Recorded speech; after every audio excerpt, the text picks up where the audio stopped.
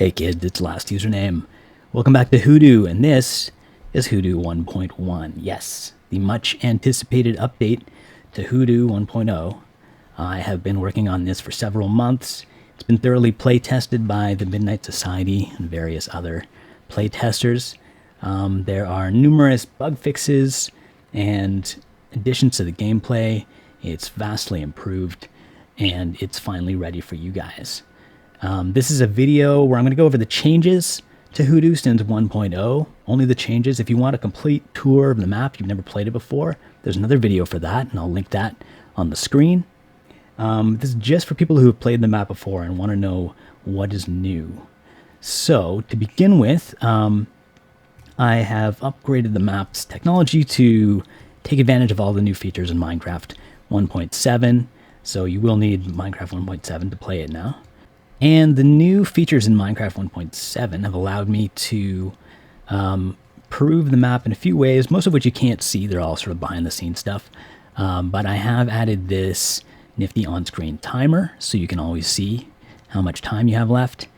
And there have been a lot of performance improvements that I was able to do.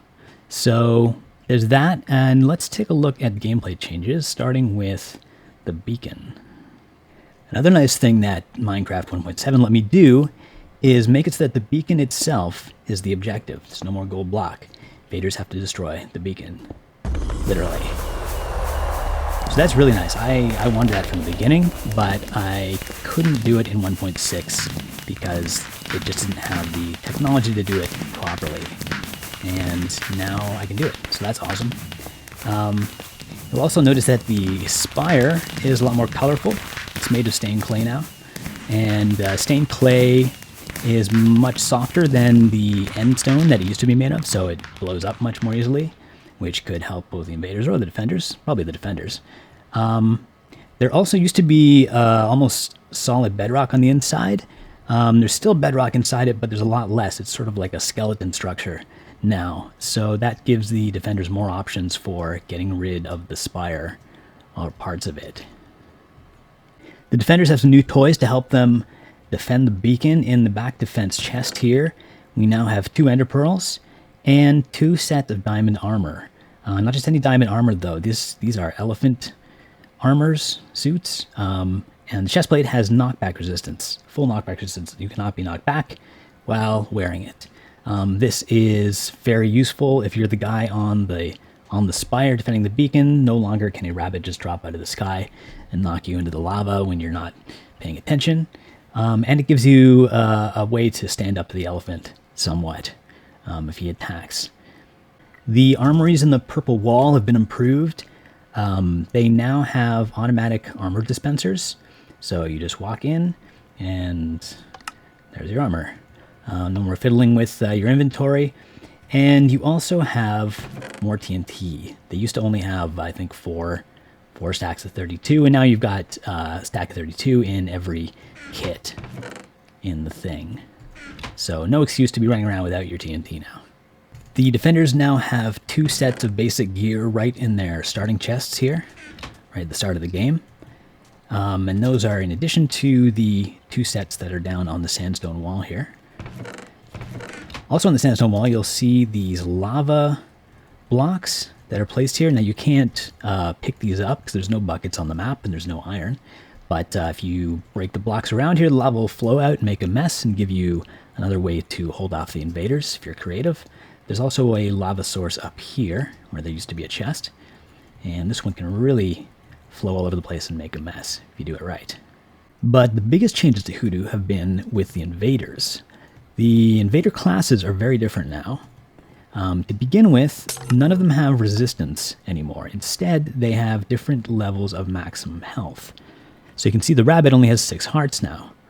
And the other classes have different levels of hearts, but none of them have, they all have the same armor, none of them have resistance. Rabbit also only has 16 slabs now to 20, so he can't bridge as far. And he does have 24 torches. All the classes now have 24 torches, so they can all light up.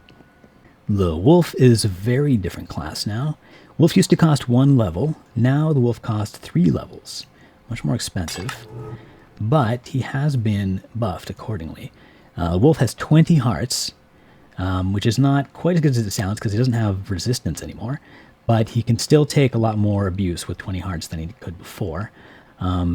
He lost the projectile protection, but he gained an Ender Pearl. So this is what makes the wolf completely different. Now he can just pearl in and start slaughtering defenders up close. I switched the pearl over to him from the eagle because I like the combination of the ender pearling and melee combat. I thought it was more interesting and led to more interesting tactics. He also got this Lick Your Wounds potion, which gives him 40 seconds of regen and saturation, which helps compensate for the hunger that he always has. The eagle is reduced to 1 level, only cost 1 XP, and it has been nerfed. It only has 8 hearts. It's missing 2 from standard 10. It also lost flame on its bow. It's still a pretty good bow, but it doesn't light things on fire. And of course it lost the Ender Pearl to the wolf. So the eagle is less powerful, but at 1 level it's a good way to get shooting early in the game, and does have projectile protection 6, that's new, so it can stand up to arrow fire a little better. The beaver is probably my favorite change. It only costs 2 levels now, down from 3, but it's actually got more powerful. He now has knockback resistance on his tunic, so the beaver can't be knocked back. He can bridge and they can shoot him, he won't fall off. He still will die pretty quickly because it's not that strong, but he does have these 32 health potions to keep himself alive. So beaver is much easier to use now, much less risky. So there should be a lot more bridging going on. He did lose his instant damage potions, though. I took those away from him. The elephant hasn't really changed much, still costs 5 levels. And the only big difference is that he now has 50 hearts. And that may seem like a lot, but keep in mind the elephant had resistance 4 previously, which reduces your damage by 80%. So it actually works out to be the equivalent in theory. The only other difference is I gave him regeneration 1, but that's just to compensate for the fact that natural regeneration doesn't do much when you have 50 hearts. So elephant should in theory be pretty much the same as it was before. Another big change to the invaders is the way that they get levels. In Hoodoo 1.0, the invaders would get 1 level per minute at a constant rate no matter what. The entire team would just get a level at the same time. And the problem with that is even if the invaders are getting slaughtered in the early part of the game, it wouldn't affect how many levels they were getting, and those are the levels that they were going to use to buy better classes later, which is what they'd use to win the game anyway. So basically the first half of the match didn't really matter all that much, didn't affect the outcome. In Hoodoo 1.1, I've introduced what I call the pulse system, and the very, very simple version of it is that the closer you are to the beacon, the faster you will get levels. If you understand that much about it, that'll do. If you want to understand in detail how it works, essentially there are a series of boundaries that get closer and closer to the beacon. And when you cross one of those, your heart rate will increase. Your heart rate is indicated by the XP meter underneath the number, thing that normally indicates how close you are to the next level in vanilla Minecraft. On Hoodoo, that indicates how fast you're getting levels. And that's your heart rate. So when you cross the boundaries that get closer to the beacon, your heart rate will instantly go up. And if you fall back across those boundaries, your heart rate will eventually slow down, but it actually takes time. So just like real life, your heart can start racing instantly, but it takes a long time for you to calm down again. So that means if you cross the boundary and you die, if you can get back up there quickly, you'll keep your heart rate going and you'll keep getting those levels fast. So what this means for the defenders is that it's very important that you push the invaders back in the early part of the game. You know, stay up at the sandstone wall and try to hold them back. Because if you let them get through and spend all this time near the beacon, they'll just accumulate tons of levels and you'll have elephants all over the place, and then you're in trouble. The layout of the map has changed a little bit. The invaders used to be able to set their spawn here for 5 XP. That's still in the map, but I've moved it a little bit, so it's up here. And this lets the invaders access the top of the Hoodoos a little more easily after they set their spawn, which is something that was requested. I've also removed all of the bedrock that was under here since it's no longer really needed, which means the defenders can blow up more of this if they want to. As well, it's not actually a spawn anymore. After you unlock it, the invaders will still spawn back here, but you'll be able to use this thing right here, which will teleport you to the shortcut. Things also look a little different on top of the Hoodoos. I got rid of the invincible skeleton spawners. Some of you will be happy to hear. There's also no soul sand. However, I did add these little pyramids here, stone pyramids. There are spawners inside of these that spawn in shining creepers, as you can see. Supercharged creepers, I think they're called. They spawn really fast.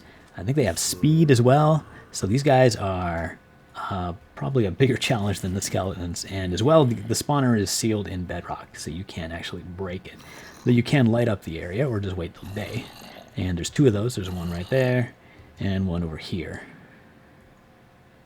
And those are the changes from Hoodoo 1.0 to Hoodoo 1.1, the major changes anyway. Probably missed some minor stuff, but you can be pleasantly surprised as you discover those on your own if you go download the map and play it. So I've now been working on Hoodoo for a year exactly, and at this point I would say the map is done. I'm very happy with where it is, and I don't think I'll be making any more changes to the gameplay. I might update it when new versions of Minecraft come out just to make sure it stays working. But other than that, it is time to move on to other things. I am hard at work on the Overcast Network version of Hoodoo. I know that's a little overdue, and some of you have been waiting for that for a long time now, but it is coming along. Taking a little longer than I thought, but it's coming. It is turning out well. We want to take the time to make sure that comes out really well, and it really is like the best way to play Hoodoo.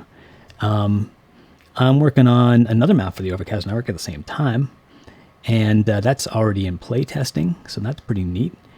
And I've still got some projects on the back burner, considering a sequel to Bed War, and various other things. So stay tuned, play Hoodoo, have fun.